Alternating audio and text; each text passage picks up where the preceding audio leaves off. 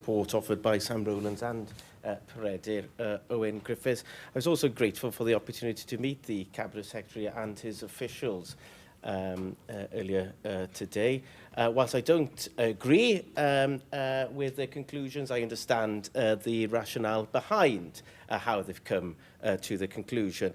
And as Lee Waters already mentioned, this bill is a huge step forward towards building a stronger, more dependable bus network. But let us be clear, our duty is not simply to create a reliable service, it is to create a reliable service for everyone in our communities. I believe that we are missing an opportunity in this bill to ensure that the bill gives people with sight loss more confidence in the bus service.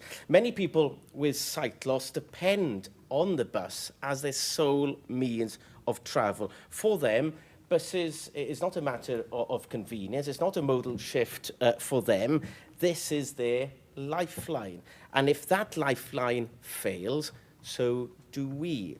That is why these amendments matter. They allow contracts and permits to include better training for bus staff, higher accessibility standards on buses, and clearer, more accessible information formats. For many of the people we represent, these are not luxuries, these are day-to-day necessities. Accessibility must be on the face of this bill. It will provide clarity for operators, local authorities, Transport for Wales, and even more importantly, for bus users themselves. It would show people with sight loss that we care and that we recognise how important buses are to their mobility. It would also mitigate key risks, such as uneven provision, legal challenge and future delays. I am aware that the Cabinet Secretary takes issues with potential unintended consequences in my amendments. I understand there's an issue with one of my amendments mentioning staff training, and that therefore doesn't include volunteers, board members, etc. But in response to that comment by the Cabinet Secretary, I would gently refer him to two important words within the relevant section, and those words are among others. Among others makes it very clear that this list is in no way intended to be exhaustive and therefore removes the potential unintended consequences the Cabinet Secretary mentions. It is also clear from evidence by RNIB that 71% of respondents feel that bus drivers lack suitable training to support blind and partially sighted people. Therefore, this is a clear issue and there is a clear response to this. I am sure we've all heard concerns from constituents about accessibility issues. Clearly, the Equalities Act is not sufficient in ensuring that bus services are accessible to all. A perfect example is no audio announcements on all bus services. Bus drivers can turn them off if they find them distracting.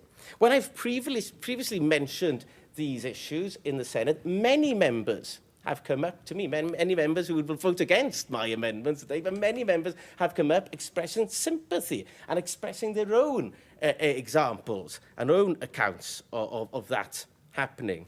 Obviously, the current system is not working. We don't need any further reviews. We don't need any further panels. We have the evidence to show that it's not working currently, that the needs of people with sight loss needs to be written on the face of this bill, needs to be embedded in every contract with service providers. Without these additions, Transport for Wales will be held to the same standards bus services are held to right now. The same standards that allow drivers to turn off audio announcements, the same standards that allow buses to pull away before passengers are seated, the same standards that allow buses in Wales to consistently let down those passengers with increased accessibility needs.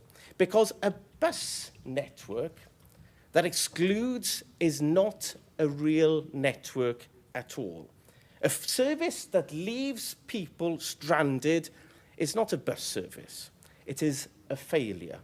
Let us choose tonight to have inclusion. Let us choose dignity.